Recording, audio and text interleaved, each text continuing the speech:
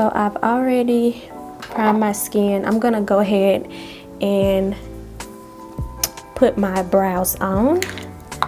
And for the brows today, I am using my eyebrow pomade, Beauty Desi's Way eyebrow pomade in the shade Ebony.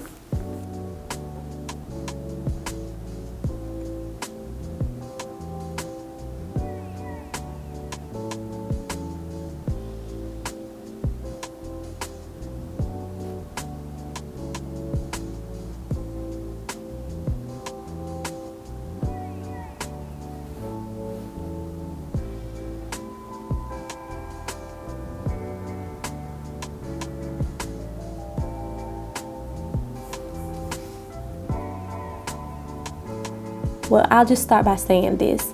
A lot of people say, oh, tell us how. Not a lot of people, okay?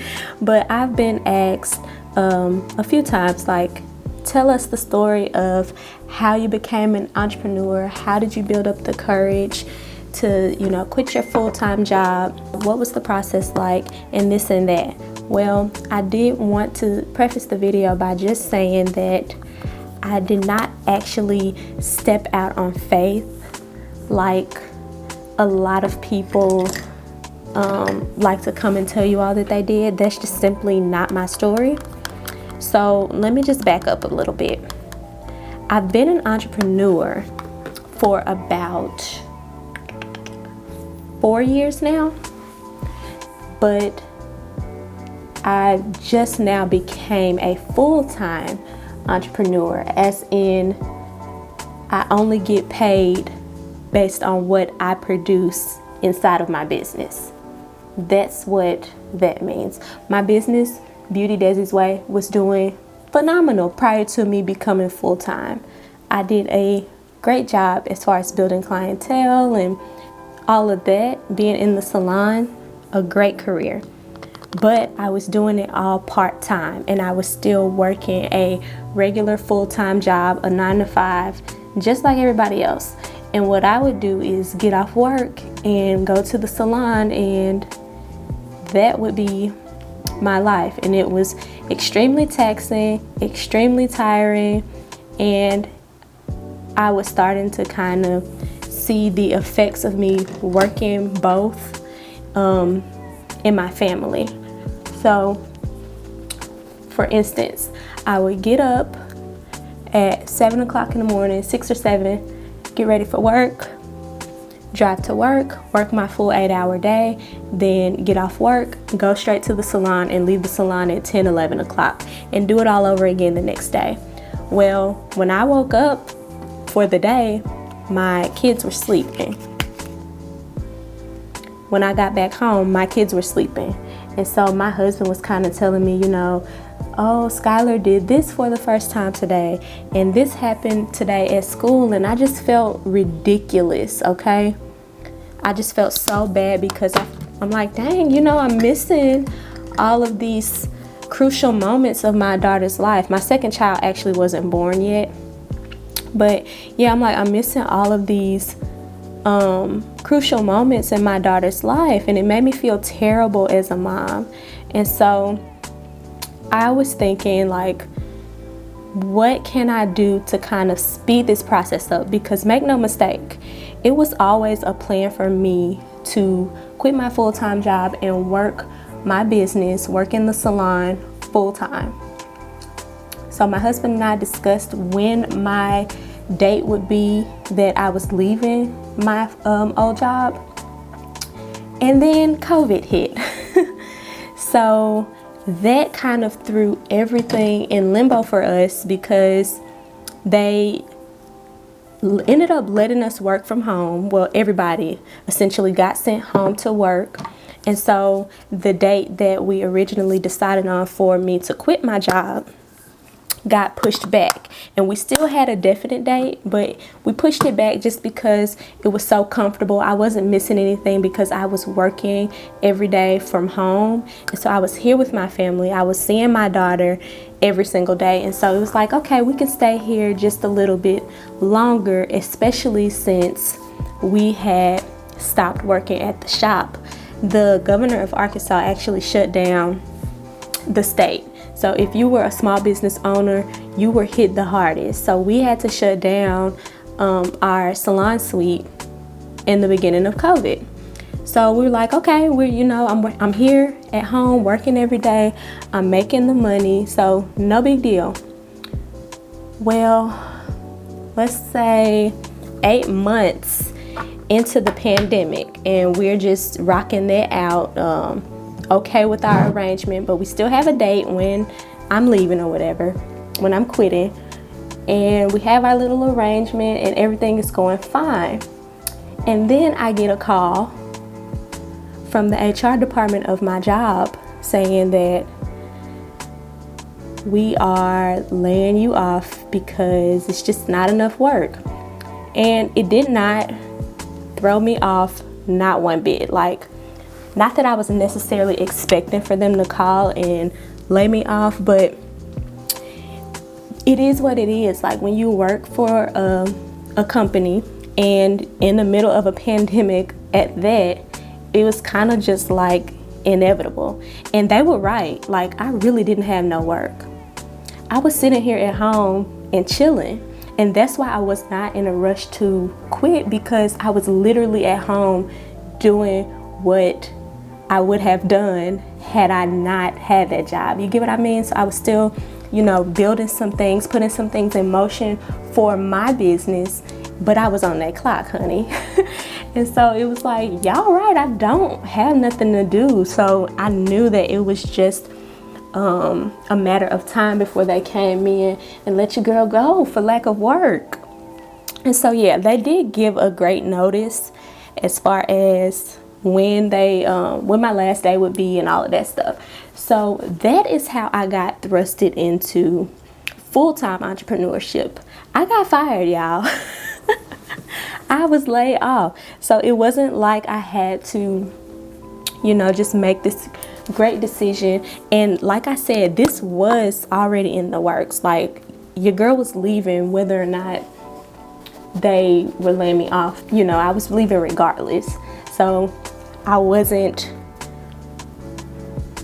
caught by surprise, not even a little bit. And nor was I like shocked or angry or like, no, I was none of that.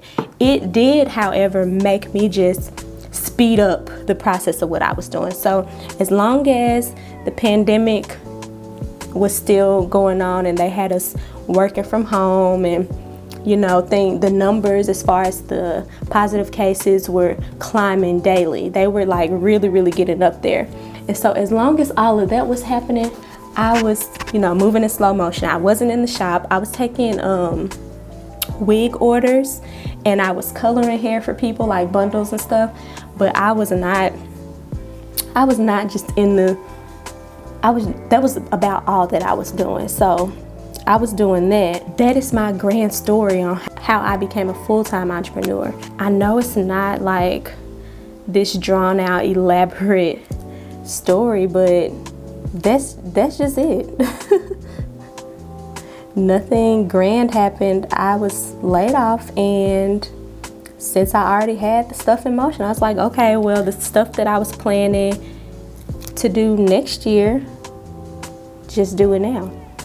Or the stuff that I was planning on doing later on, just do it now. I said all that to say, when I get the question, how do you become successful? How do you work a business, basically? How do you become an entrepreneur? This is something that I've been working on, like I said, for about 4 years now. So it's not like I just woke up one day and said, ooh, I'm finna quit this job and I'm about to start a business.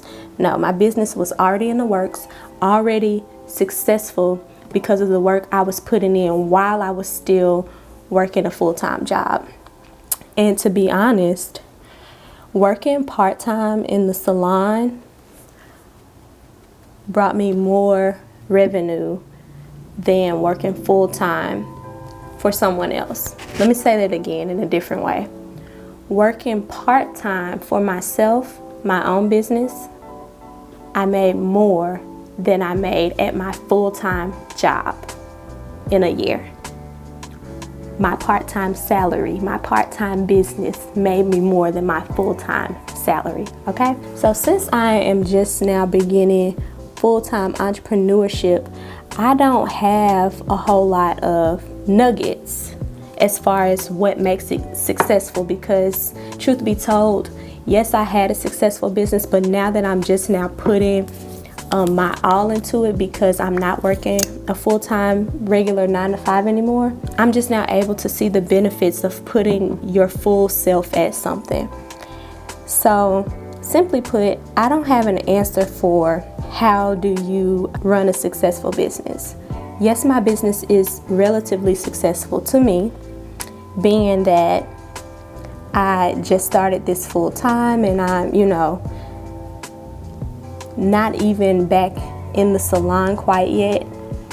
And I have found a way to generate revenue in the midst of a pandemic. So yes, in that regard, I am successful, because we're not struggling for anything. And of course, my husband does things too. He has his own stuff.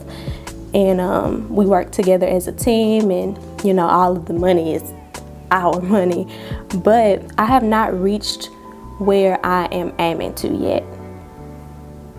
So I feel like me saying this is how you run a successful business, I would be speaking prematurely, because I don't have it figured out. I don't have it all together. There are still a lot of things I need to learn, because the results, like what I see from my business, is strictly based on what I put into it. And so it's not for me to, I don't have a full-time job to kind of lean back on anymore.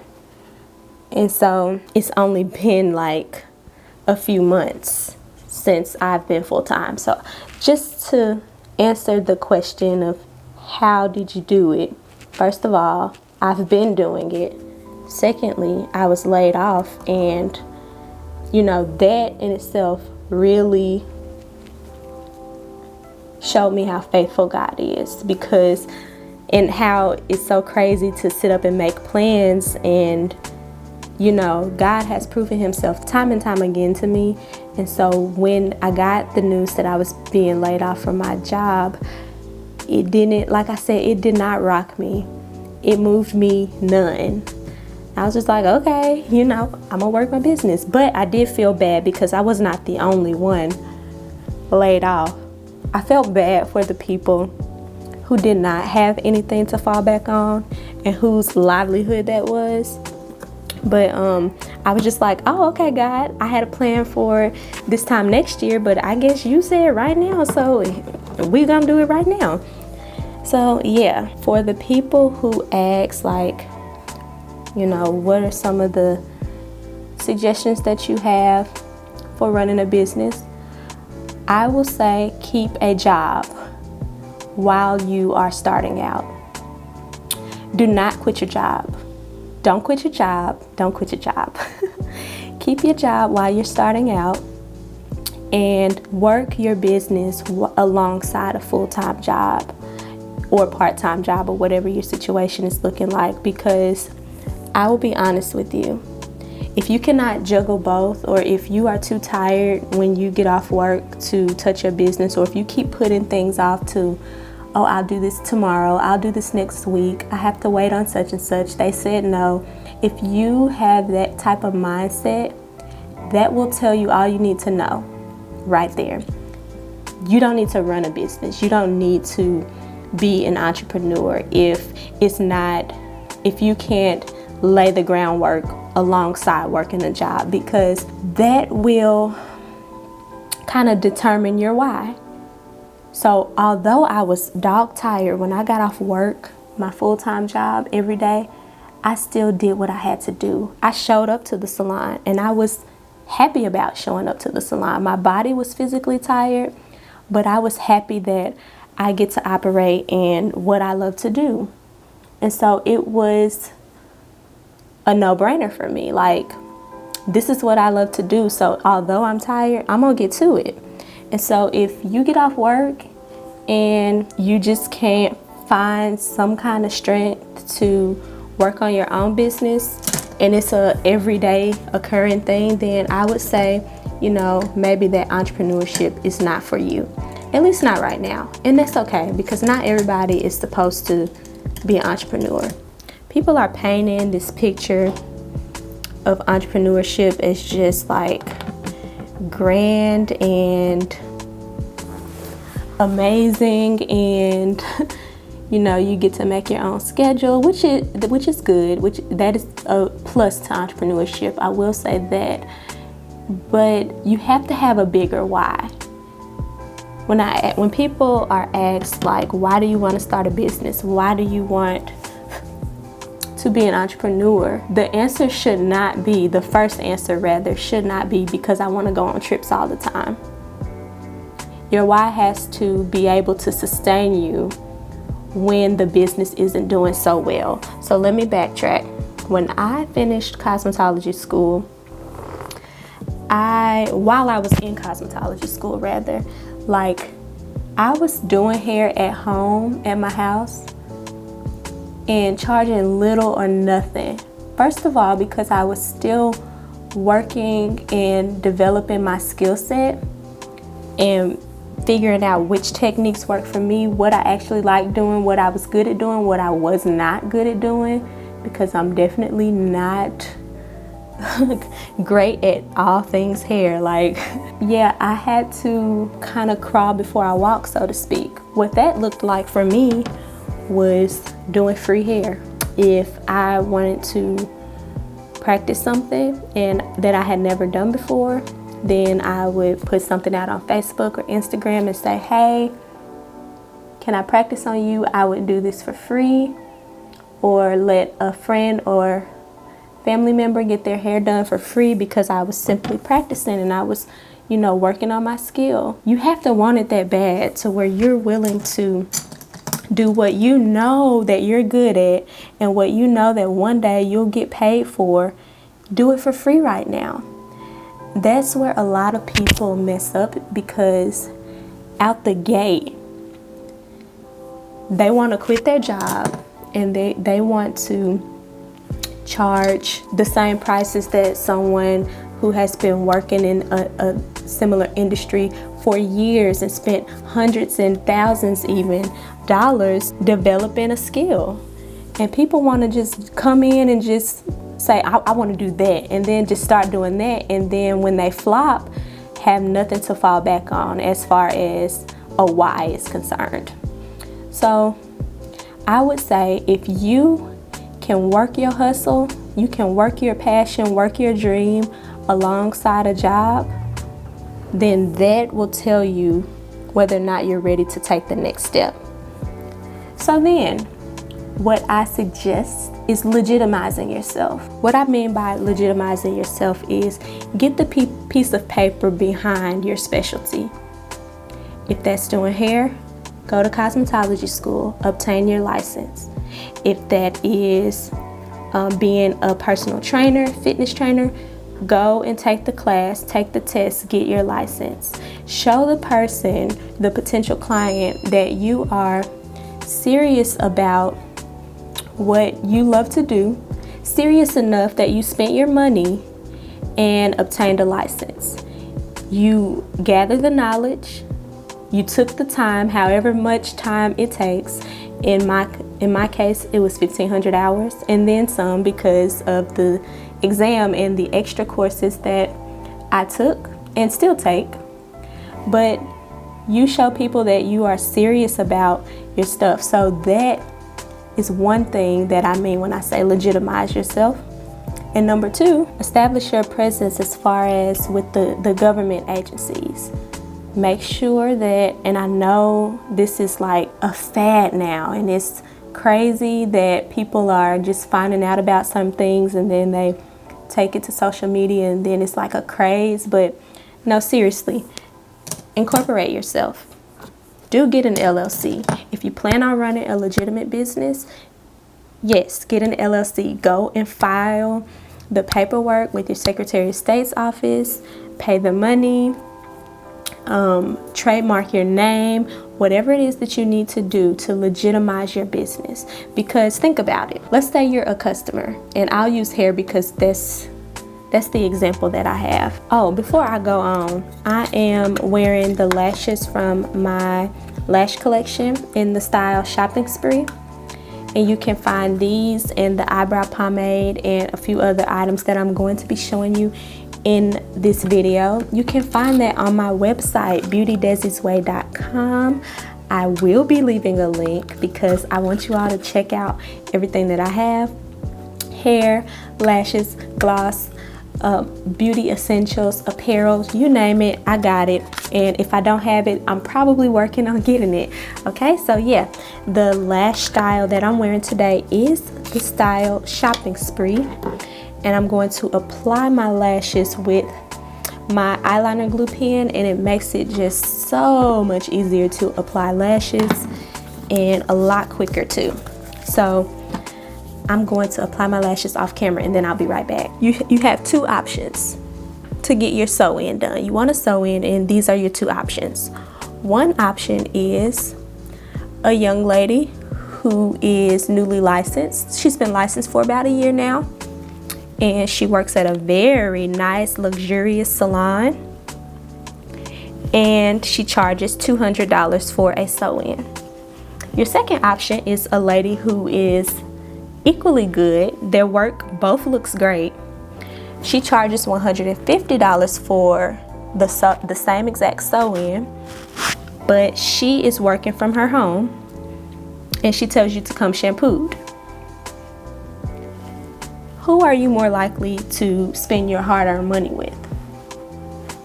Right, Stylist A, simply because you get the full experience, you get the luxurious experience of going into a salon, having your hair shampooed, sitting in a great atmosphere. It smells nice. You don't, have a whole bunch of kids running around or whatever that salon has to offer, versus coming shampooed or running the risk of having to bend over somebody's sink, sit in their house, smell whatever their house smells like, she cooking food in between doing your hair. And I'm not saying that, listen, I've been a kitchen stylist, okay? So I'm not knocking the hustle. But what I'm saying is, you don't want that to be your forever home. You don't want to stay in a place of where you are charging little or nothing just because you can't provide what somebody who paid to have a license can provide. You don't want to cut yourself off like that. Go ahead and spend the money, get the training, get the certification or whatever, and then legitimize yourself by getting the proper paperwork that is required to actually legally run a business. Because a lot of people out here saying, oh, I run a business, but they don't have the proper legal documents set in place to show that they run a business. They don't have a business bank account. They are not doing business taxes. So all of those things matter. And you don't have to do those things starting out. I did not do those things starting out. But as you more and more submerged into your field, you'll want to make sure that you're not saying, oh, I've been doing this for 5-10 years, but you're in the same position, like you have the same accolades that you had 5 or 10 years ago.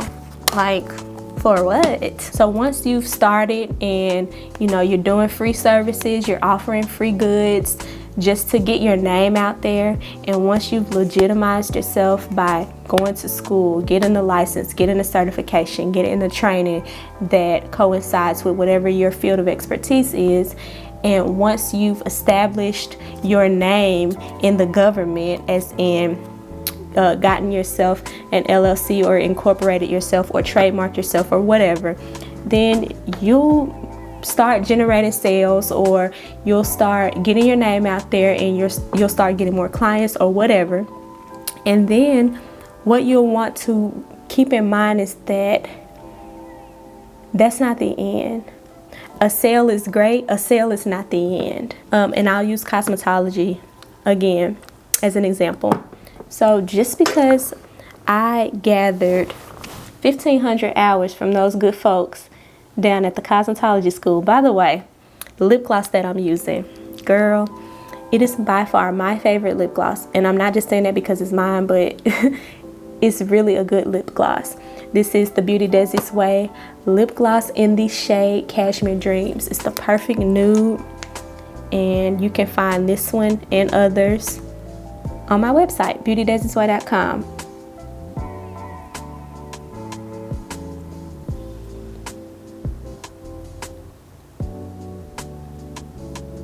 What was I saying?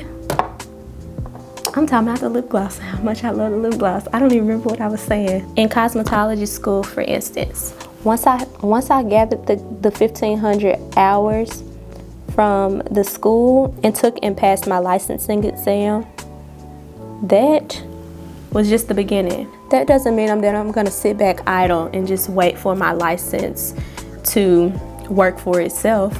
No, I then have to keep on putting in the work and keep on spending money. Unfortunately, the money spending does not stop once you obtain a license and once you obtain a certification or get your incorporation. It does not stop there, y'all. That's just the beginning. For the people who are motivated by the money, when you're starting out, as I stated before, I did so much hair for free or so much hair for little or nothing. Even in just becoming a full-time entrepreneur, already established in my career. Since I wasn't working in the shop, the first few months after my layoff, I didn't bring in any money. Thankfully, I have a husband who is bringing in money still, and thankfully, you know, we're prepared for emergencies or whatever, like we're good. But I just said all of that to say that you may not see a sale for a while, and if money is your why, that could potentially break you down and be the end of a great thing before it even has the chance to blossom into its full potential. So it has to be more than money. It has to be more than you want the free time. It has to be more than you want to stunt on Instagram.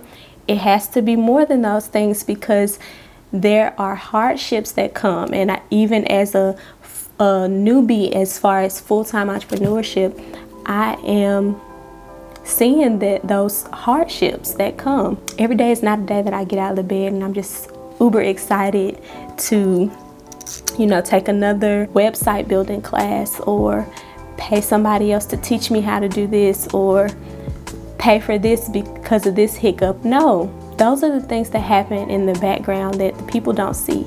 They saw that I got on social media, I announced that I had these products coming out, and then I started selling the products. That's all y'all saw, but there's so much work, and I know it's kind of, you know, cliche, and people like to say, oh, it was a lot of work, it's a lot of work. It really is. It really is a lot of work, but at the same time, all of that work can be rewarding. So yeah, that's pretty much my spiel as far as entrepreneurship. Do I want a little more? I think I do want a little bit more highlighter. I'm getting ready to take a picture for a company, y'all. And so I had to get a little cute to do that. And after I take one little picture, I'm wiping all of this off. It's so crazy. So yeah, y'all, that's basically my story on how I became an entrepreneur. It's a little bit unconventional as far as I think people were expecting me to say that, oh, I was working this job, I was miserable at this job, and I just knew that I had to do something. I just knew I had to get out of that place. So I just built up this courage and I quit. I walked out on it.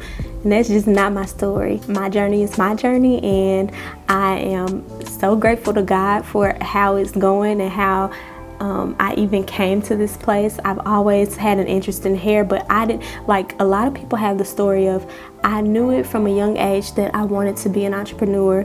I never wanted to work for anybody.